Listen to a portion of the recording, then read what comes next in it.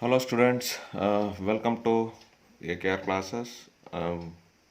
Moving with the chemical kinetics part 4. Today I am going to teach what is the actual meaning of molecularity of a reaction. For example, consider reaction PCl5 subjected to heating. It undergo decomposition to form PCl3 and Cl2. It is a single step reaction. Which takes place only in one step. Here, how many number of reactant molecules involved? Only one. Consider one more reaction, decomposition of ammonium nitride. When subjected to strong heating, it gets decomposes to form nitrogen and water. It is also a single step reaction, means a reaction which does not take place in multi-steps, or reaction in which the reactants are directly converted into products are called as single step reaction. Here also only one reactant involved in the chemical reaction. One more example, decomposition of hydrogen iodide. Hydrogen iodide are subjected to heating. It undergo decomposition to form hydrogen with the liberation of iodine. Here also 2 moles of hydrogen iodide are subjected to heating. It easily decomposes to form 1 mole of hydrogen and 1 mole of iodine. Hence it is also a single step reaction. In this case, the total number of reactant taking part in the chemical reaction is 2. Or I can write like this. Hydrogen combines with chlorine. It forms hydrogen chloride. Total number of reactant molecules taking part in the reaction is 2. Okay. Next. Sulfur dioxide on subjected to oxidation, it gives sulfur trioxide. It is the principle involved in the manufacture of sulfuric acid by contact process. 2 plus 1, 3. Total 3 reactant molecules are involved in the chemical reaction. 2NO plus O2 gives 2NO2. Here also 3. In this case, in all these reactions, the reactants are directly converted into products without formation of intermediate. Then such reactions are collectively called as elementary reactions. These reactions are collectively called as elementary reaction. Reactions which takes place in one step. Any chemical reaction which takes place in one step is called as elementary reaction.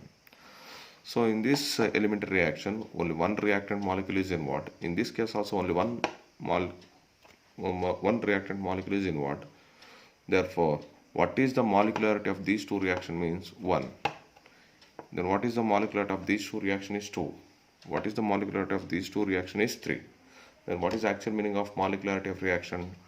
Total number of reactant molecules taking part in elementary reaction. Total number of reactant molecules taking part in elementary reaction. So very simple definition. Total number of reactant molecules taking part in elementary reaction, or it is also called elementary step, taking part in elementary reaction or elementary step, which collide effectively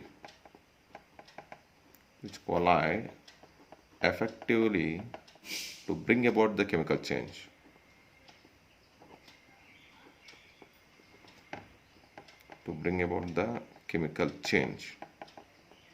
Is called as molecularity of a reaction. Total number of reactant molecules taking part in elementary reaction or elementary step which collide effectively to bring about the chemical change is called as molecularity of a reaction. Next, characteristics of molecularity of a reaction. Characteristics of molecularity of a reaction. First one is this molecularity of a reaction should be always a whole number. It should be always a whole number, 1, 2, 3, 4, like that. But it cannot be 0, fraction, or negative. Molecularity of reaction should be always a whole number, but cannot be 0, fraction, or negative. For example, if I take a complex reaction, decomposition of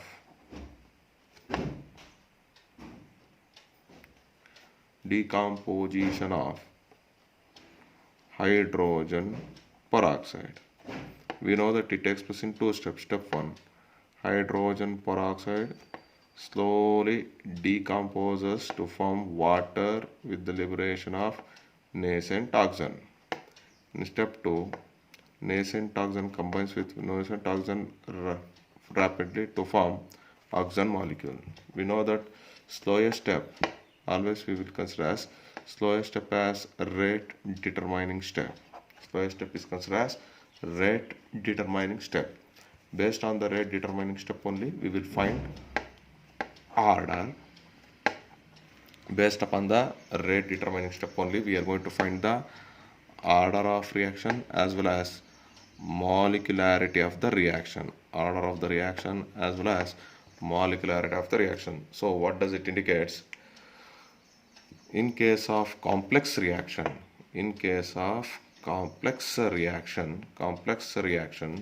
the order as well as molecularity always depends upon the rate determining step.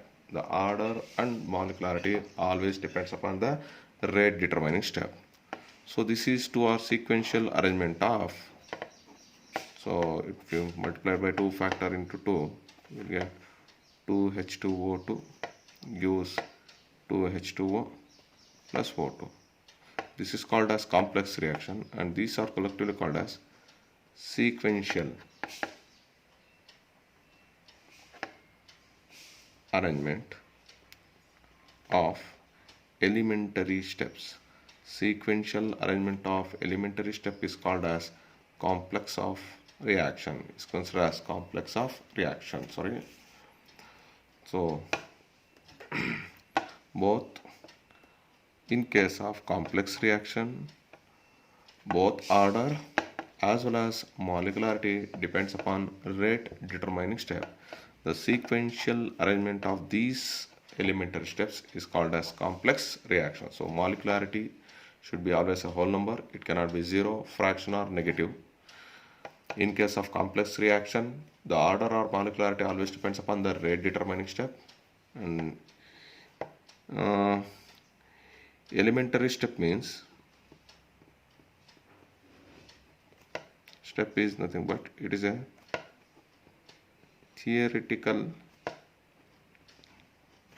or balanced equation. Means molecularity depends upon the balanced equation or theoretical equation of elementary step. Molecularity depends on either balanced equation or theoretical equation of elementary step, whereas order does not depend on either balanced or theoretical steps. Okay. So now difference between order and molecularity. Difference between order and molecularity. In both the cases, first you should have to write the definition. What is the definition of order of reaction? Very simple. Sum of the concentration term as indicated in the rate determined equation. Sum of the concentration, what is meant by molecularity? Total number of reactant molecules taking part in an elementary step which collide effectively to bring about the chemical change. What is the second difference between these two? Here the value of order of reaction may be 0, a fraction, 0, fraction, or it may be negative. The value should be always whole number. The value should be always a whole number. What is the third difference? Here it is purely based on a rate equation. It is based on elementary step. it is based on rate equation, it is based on elementary step. Coming to the next very important concept, that is rate integrated equation for different order of reactions. And the first one is expression for rate constant for zero order reaction. Consider a reaction in which the reactants are get converted into products. I can represent the rate in two ways. First, in differential form, I'm going to represent the rate in differential form, that is R is equal to minus dr by dt. This is equation 1. Second one, in the form of rate equation. In the form of rate equation, R is equal to K into R to the power of 0. Or it can also written as R is equal to K. This is second equation, because what is meant by zero order reaction? The rate does not depend upon the initial concentration of the reactants. Equating 1 and 2, what we get? Minus dr by dt is equal to K. On rearranging this one, I'll get plus dr is equal to minus K into dt. On integration, dr is always equal to minus K into dt. The integration factor is applicable only for differentiation factor, but not for constant value. So dr means R is equal to minus Kt plus C. C is nothing but integration constant. To find the value of C,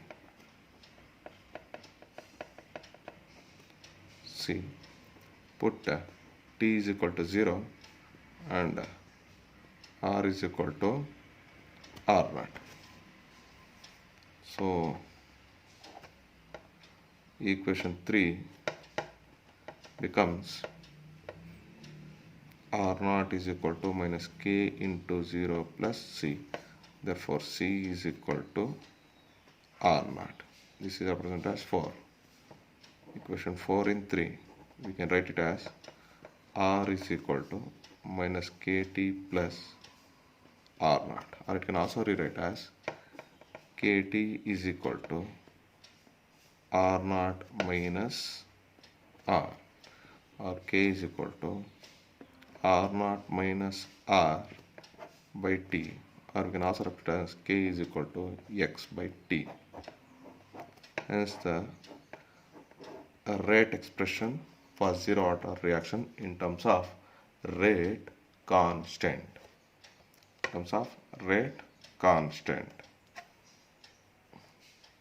Well, since you can also written in this form, you know that Kt is equal to R naught minus R, or I can also rewrite this one as R is equal to R naught minus Kt, or it can also written as C.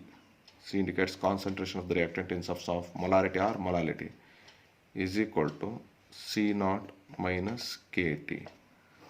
C indicates concentration of the reactant at time t seconds, and this indicates concentration of the time at the 0th second, reactant at 0th second. Next one, graphical method to explain the concept of zero order reaction. You know that Kt is equal to, for zero order reaction, R naught minus R, or I can also write it as R is equal to minus Kt plus R naught. It is in the form of Y is equal to mx plus C. So this Y indicates difference in the concentration of the reactant. X indicates variation in time, and M indicates negative slope. So if I plot the graph for this, change in the molar concentration of the reactant with respect to time. Okay, we get negative slope. Slope is always equal to minus k. This is R naught.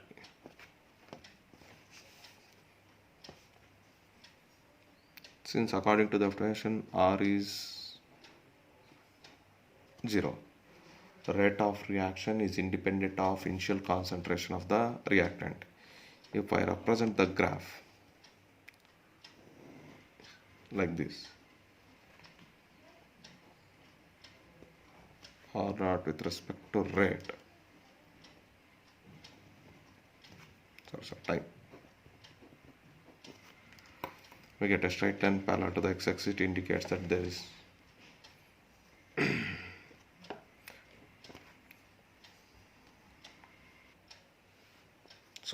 the graph rate versus concentration, we get a straight line parallel to the x-axis. It indicates it follows zero order reaction. Okay, next coming to half-life period. What is meant by half-life period? Think that the concentration of the reactant initially at t is equal to 0 second, it will be 100.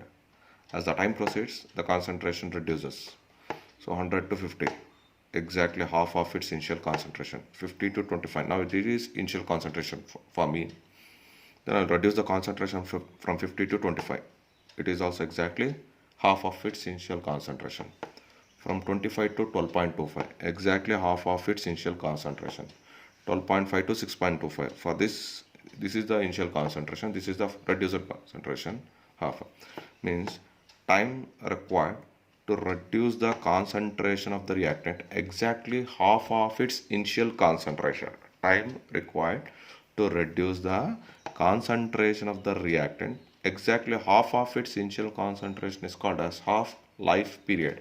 It can be represented as T half, or it can also be represented as T 0.5. Half-life period with respect to zero order reaction. We know that for zero order reaction, this is the equation. Put R is always equal to R naught by 2, means the reducer concentration is always equal to half of its initial concentration. And how much time is required? Exactly half of its initial time. Therefore, we will, on simplification, we get T half is equal to R naught by 2K. Since K is called as constant, therefore we can represent it as T half is directly proportional to the initial concentration of the reactant. Therefore we get a graph like this. So half-life of zero order reaction is directly proportional to the half-life of zero order reaction is directly proportional to the initial concentration of the reactant. For zero order reaction, consider A is the initial concentration and A by 2 will be the reducer concentration. For this, X is the half-life. X indicates half-life. To reduce the initial concentration of the reactant exactly half of its initial concentration, the time required is X. Again, A by 2 is the initial concentration, get reduced to A by 4, half of its initial concentration. Then it is represented as X by 2. Again, A by 4 reduced to A by 8. Like this, X by 4. So what does it indicate? The half-life of zero order reaction is directly proportional to the initial concentration of the reactant. Now coming to the next expression for rate constant for first order reaction. Consider a reaction in which the reactant is get converted into product which follows first order reaction. For this I am going to represent the rate equation in two forms, differential equation form as well as rate equation form. If I represent in differential form, it is R is equal to minus dr by dt.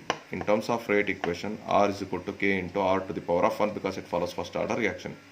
Equating 1 and 2, we will get this equation. Minus dr by dt is always equal to k into R to the power of 1. On rearranging this equation, we get dr by r is always equal to minus k into dt.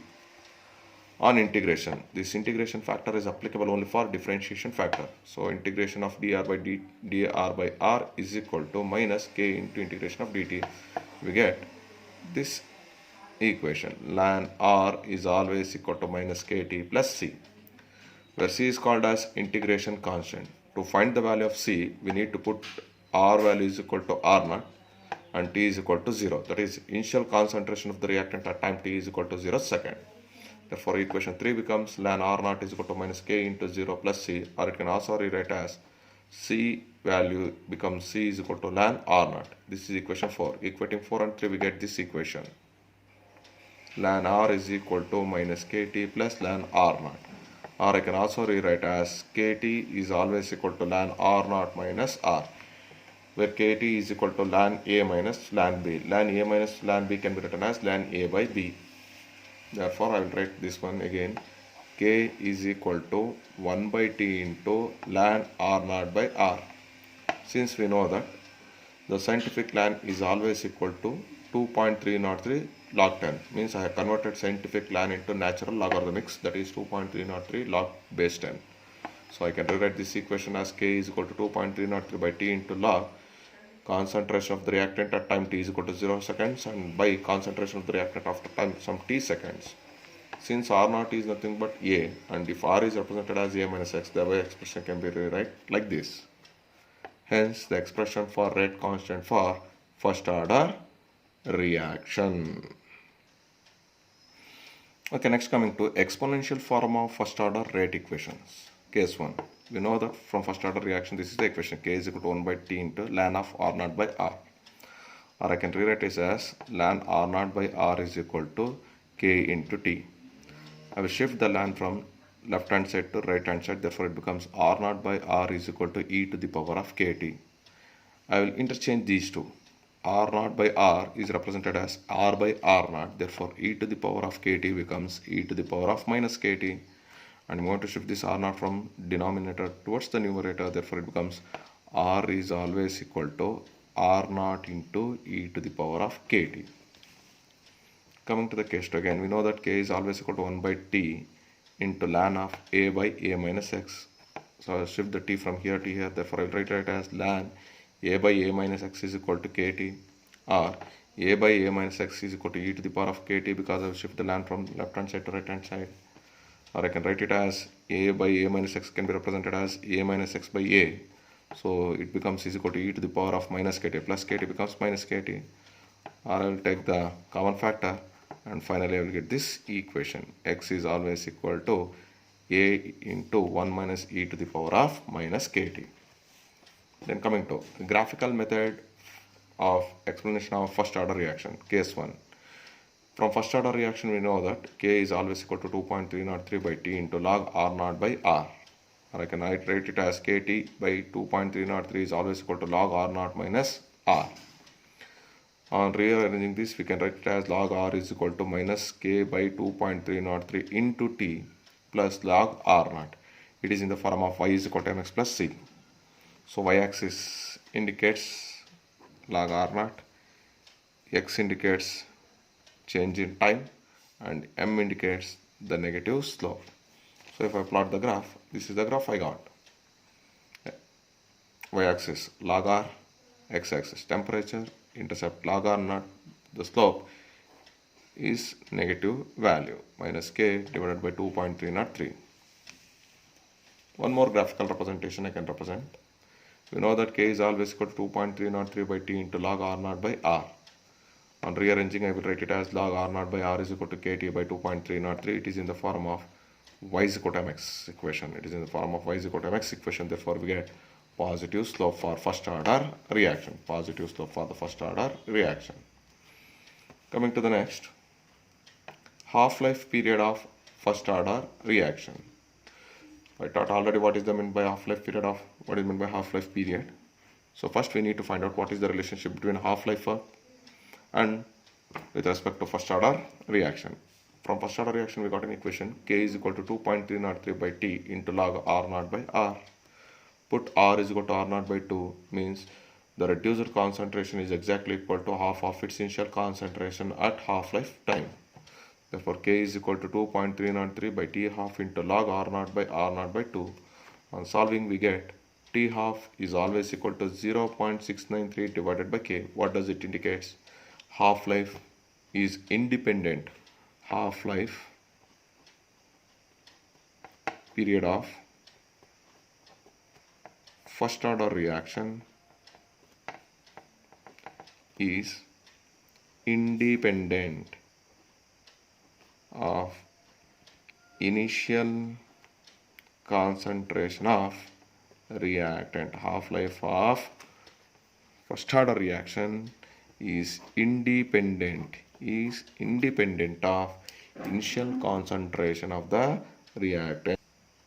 So we have learned that half-life of first order reaction is independent of initial concentration of the reactant. Now A is get converted into A by 2, A by 2 is get converted into A by 4, A by 4 get converted into A by 8, like this. So if it follows first order, then what would be the half-lives? X only. The reason is, what does it indicates? Half-life time.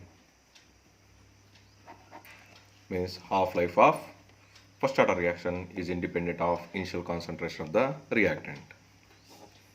Now think that we got 100, 50, 25, like this. From here to here, one half-life.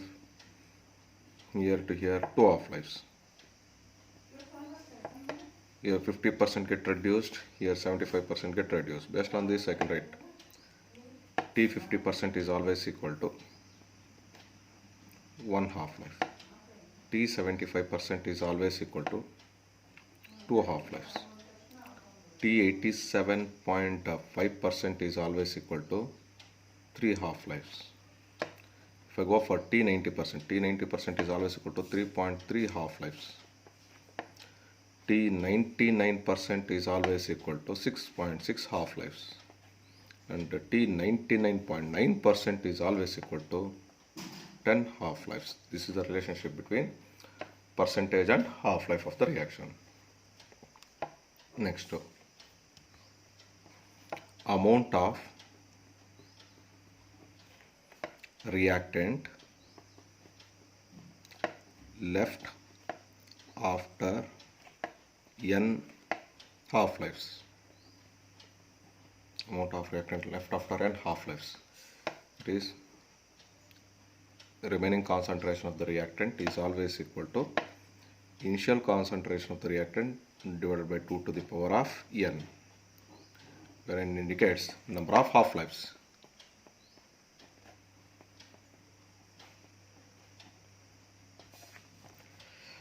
Next, average life.